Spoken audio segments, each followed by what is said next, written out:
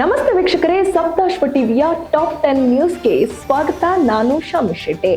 ಬೆಂಗಳೂರಿನಲ್ಲಿ ಆತ್ಮಹತ್ಯೆ ಮಾಡಿಕೊಂಡ ಕಾನ್ಫಿಡೆಂಟ್ ಗ್ರೂಪ್ ಅಧ್ಯಕ್ಷ ಸಿಜೆ ರಾಯ್ ಬರೆದಿಟ್ಟ ಡೆತ್ ನೋಟ್ ಪತ್ತೆಯಾಗಿದೆ. ಸುಮಾರು 9 ಪುಟಗಳಷ್ಟು ಇರುವ ಈ ಡೆತ್ ನೋಟ್ನಲ್ಲಿ ಆತ್ಮಹತ್ಯೆಗೆ ಕಾರಣವಾದ ಹಲವು ಅಂಶಗಳು ಉಲ್ಲೇಖಗೊಂಡಿದ್ದು ಪೊಲೀಸರ ತನಿಖೆಗೆ ಸಹಕಾರಿಯಾಗಿದೆ. ತಮ್ಮ ಕುಟುಂಬಸ್ಥರಿಗೆ ಕ್ಷಮೆಯಾಚನೆ ಸಲ್ಲಿಸಿರುವ ರಾಯ್, ನಾನು ಕಠಿಣವಾದ ನಿರ್ಧಾರವನ್ನ ತೆಗೆದುಕೊಳ್ಳುತ್ತಿದ್ದೇನೆ, ನನ್ನನ್ನು ಕ್ಷಮಿಸಿ ಎಂದು ಮನವಿ ಮಾಡಿದ್ದಾರೆ. ಜೊತೆಗೆ ತಮಗೆ ಯಾರಿಂದ ಎಷ್ಟು ಹಣ ಬರಬೇಕಿದೆ ಎಂಬ ವಿವರಗಳನ್ನು ಸ್ಪಷ್ಟವಾಗಿ ದಾಖಲಿಸಿದ್ದು, ತಮ್ಮ ಸಾವಿನ ನಂತರ ವ್ಯವಹಾರವನ್ನು ಯಾರು ನೋಡಿಕೊಳ್ಳಬೇಕು ಹಾಗೂ ಉದ್ಯಮದ ಉತ್ತರಾಧಿಕಾರಿಗಳು ಯಾರಾಗಬೇಕು ಎಂಬುದನ್ನು ಕೂಡ ಉಲ್ಲೇಖಿಸಿದ್ದಾರೆ. ಇನ್ನು ಪಶ್ಚಿಮ ಬಂಗಾಳ ಮುಖ್ಯಮಂತ್ರಿ ಮಮತಾ ಬ್ಯಾನರ್ಜಿ ಸಲ್ಲಿಸಿರುವ ವಿಶೇಷ ತೀವ್ರ ಪರಿಷ್ಕರಣೆ ಅರ್ಜಿ ಇಂದು ಸುಪ್ರೀಂ ಕೋರ್ಟ್ನಲ್ಲಿ ವಿಚಾರಣೆಗೆ ಬರಲಿದೆ. ಅನುಮತಿ ದೊರೆತರೆ ಮಮತಾ ತಾವೇ ಸ್ವತಃ ವಾದ ಮಂಡಿಸಲು ಸಜ್ಜಾಗಿದ್ದಾರೆ. LLB ಪದವಿ ಪಡೆದಿರುವ ಅವರು ಭಾರತದ ಮುಖ್ಯ ನ್ಯಾಯಮೂರ್ತಿ ಸೂರ್ಯಕಾಂತ್ ಅವರಿಂದ ವೈಯಕ್ತಿಕವಾಗಿ ಅರ್ಜಿ ಸಲ್ಲಿಸಲು ಅವಕಾಶ ಪಡೆಯುವ ಸಾಧ್ಯತೆ ಕೂಡ ಇದೆ.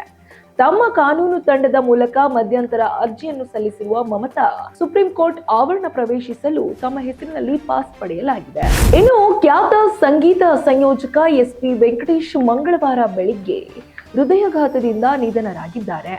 1955ರಲ್ಲಿ ಚೆನ್ನೈನಲ್ಲಿ ಜನಿಸಿದ ಅವರು ಮಲಯಾಳಂ, ತೆಲುಗು, ಬೆಂಗಾಲಿ, ಹಿಂದಿ, ಕನ್ನಡ, ಒರಿಯಾ ಸೇರಿದಂತೆ 150ಕ್ಕೂ ಹೆಚ್ಚು ಚಿತ್ರಗಳಿಗೆ ಸಂಗೀತ ನೀಡಿದ್ದಾರೆ. ಕನ್ನಡದಲ್ಲಿ ಹೃದಯ ಸಮುದ್ರ, ಕಲಕಿ, ಅಶ್ವಮೇಧ, ಪ್ರೇಮ ಯುದ್ಧ, ಶರವೇಗದ ಸರದಾರ ಮುಂತಾದ ಚಿತ್ರಗಳಿಗೆ ಇವರು ಸಂಗೀತ ಸಂಯೋಜಿಸಿದ್ದಾರೆ. ಇನ್ನು ಇವರ ಅಂತ್ಯಕ್ರಿಯೆ ನಾಳೆ ಚೆನ್ನೈನಲ್ಲಿ ನಡೆಯಲಿದೆ ಎಂದು ವರದಿಯಾಗಿದೆ.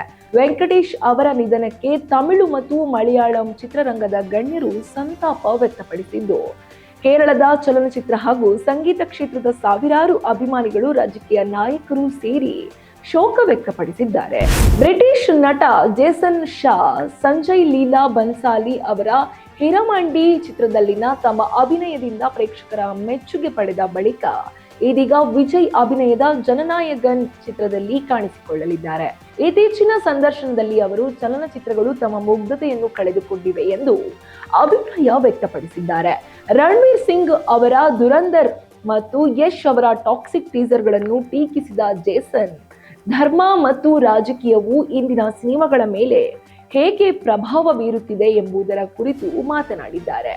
ಭಾರತದಲ್ಲಿ ಮಾತ್ರವಲ್ಲದೆ ಪ್ರಪಂಚದಾದ್ಯಂತ ಧರ್ಮ ಮತ್ತು ರಾಜಕೀಯವು ಸಿನಿಮಾಗಳ ಮೇಲೆ ಭಾರಿ ಪರಿಣಾಮ ಬೀರಿದೆ.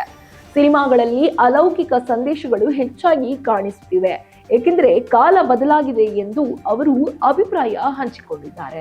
ಇನ್ನು ನಟಿ ಸಾಯಿ ಪಲ್ಲವಿ ಈ ವರ್ಷ ತಮ್ಮ ವೃತ್ತಿ ಜೀವನದಲ್ಲಿ ಮಹತ್ವದ ಸಾಧನೆ ಮಾಡಲು ಸಜ್ಜಾಗಿದ್ದಾರೆ.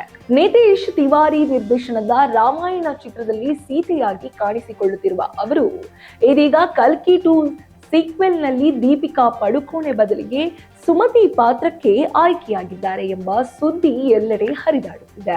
ಜೊತೆಗೆ ಧನುಷ್ ನಿರ್ಮಾಣದ ಹೊಸ ಸಿನಿಮಾ ಹಾಗೂ ಅಮೀರ್ ಖಾನ್ ಪುತ್ರನೊಂದಿಗೆ ಬಾಲಿವುಡ್ ಪ್ರವೇಶವೂ ಅವರ ಕೈಯಲ್ಲಿದೆ. ಗ್ಲಾಮರಸ್ ಪಾತ್ರಗಳಿಗಿಂತ ಗಟ್ಟಿ ಪಾತ್ರಗಳಿಗೆ ಆದ್ಯತೆ ನೀಡುವ ಮೂಲಕ ತಮ್ಮದೇ ಆದ ಗುರುತನ್ನು ನಿರ್ಮಿಸಿಕೊಂಡಿರುವ ಸಾಯಿ ಪಲ್ಲವಿ ಸಹಜ ಅಭಿನಯದ ಮೂಲಕ ಈಗಾಗಲೇ ಅನೇಕ ಪಾತ್ರಗಳನ್ನು ಯಶಸ್ವಿಯಾಗಿ ನಿಭಾಯಿಸಿದ್ದಾರೆ.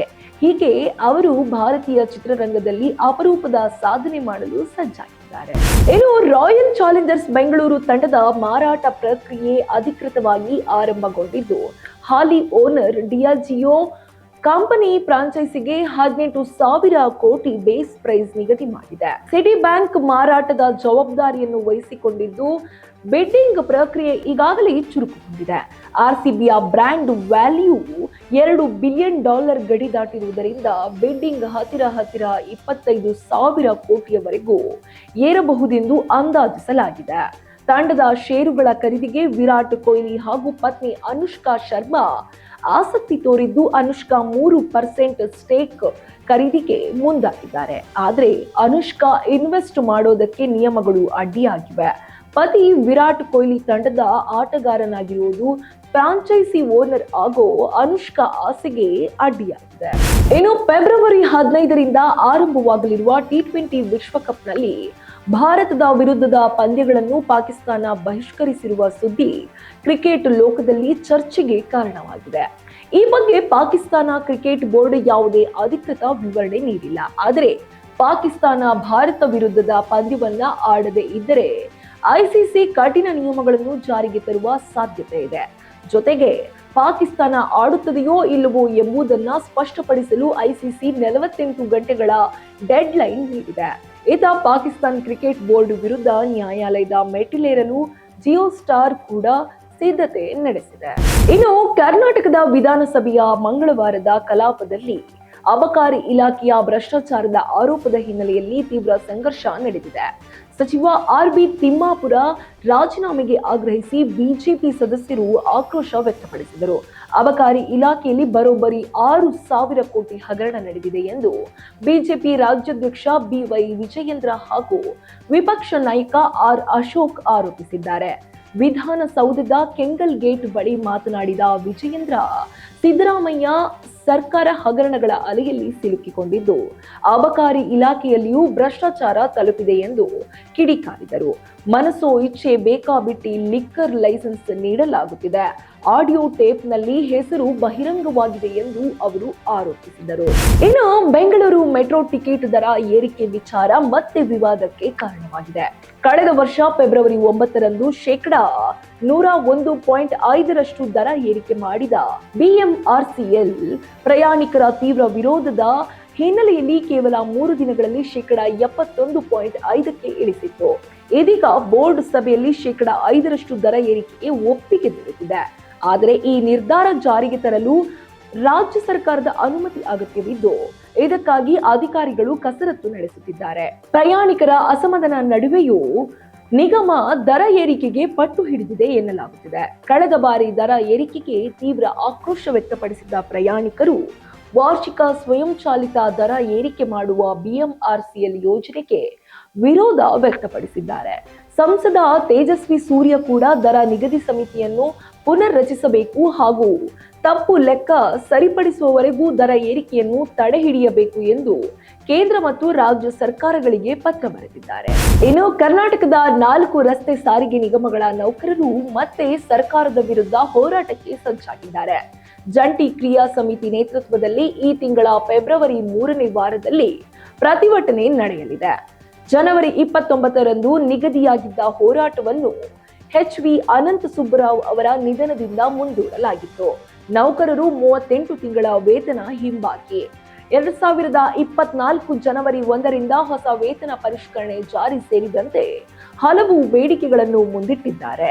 ಸರ್ಕಾರದೊಂದಿಗೆ ನಡೆದ ಚರ್ಚೆಗಳಲ್ಲಿ ಯಾವುದೇ ಪ್ರಗತಿಯಾಗಿಲ್ಲ ಎಂದು ಆರೋಪಿಸಿರುವ ನೌಕರರು ಬೇಡಿಕೆಗಳನ್ನು ಈಡೇರಿಸದಿದ್ದರೆ ಫೆಬ್ರವರಿ 19ರಂದು ರಾಜ್ಯಾದ್ಯಂತ ಸಾರಿಗೆ ಸೇವೆ ಸ್ಥಗಿತಗೊಳಿಸುವುದಾಗಿ ಎಚ್ಚರಿಕೆ ನೀಡಿದ್ದಾರೆ. ಇನ್ನು ಸಾರಿಗೆ ಸಚಿವ ರಾಮಲಿಂಗಾರೆಡ್ಡಿಗೆ ಪತ್ರ ಬರೆದು ಅಂತಿಮ ಎಚ್ಚರಿಕೆ ಕೂಡ ನೀಡಲಾಗಿದೆ. ಇದಿಷ್ಟು ಈ ಹೊತ್ತಿನ ಟಾಪ್ 10 ನ್ಯೂಸ್ಗಳು. ಇನ್ನಷ್ಟು ವಿಶೇಷ ಟಾಪ್ ನ್ಯೂಸ್ಗಳಿಗಾಗಿ ನೋಡ್ತಾ ಇರಿ ಸಪ್ತಾಶ್ವ ಟಿವಿ. ಇನ್ನಷ್ಟು ಹೆಚ್ಚಿನ ಮಾಹಿತಿಗಾಗಿ Saptashwa TV Kannada YouTube channel ಅನ್ನು ಸಬ್ಸ್ಕ್ರೈಬ್ ಮಾಡಿಕೊಳ್ಳಿ.